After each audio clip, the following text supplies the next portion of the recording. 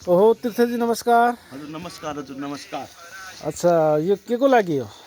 यो हजुर गाई र भैँसीको लागि हजुर। गाई र भैँसी कतिवटा गाई पाल्नु भएको छ, कतिवटा भैँसी छन्? मसँग 4वटा गाई छन् हजुर, 4वटा भैँसी छन्। अनि कति लिटर दुध छ? मेरो अहिले दैनिक 60 लिटर छ सर। दैनिक 60 लिटर होइन? हजुर। यति मात्र दिएर 60 लिटर उत्पादन गर्नु भएको छ? यो भित्र के छ तपाईँलाई के थाहा छ हजुर? त्यो त हान्ने मान्छेलाई थाहा छ। अनि के छ त हेरौँ त।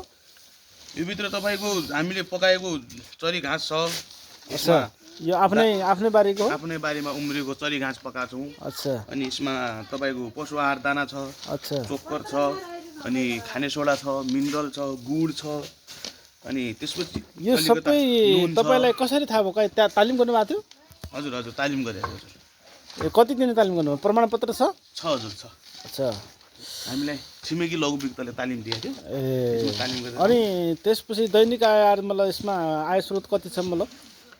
ठिकै छ सर, घर त चलेकै छ, राम्रै छ। अच्छा चलो हुन्छ, हस् हुन्छ हजुर। गर्दै गर्नुहोस् होइन, हस् मतलब अवश्य फाइदा हुन्छ, राम्रो हुन्छ। हजुर सेवाको मौका यो पनि एउटा गौ सेवा हो।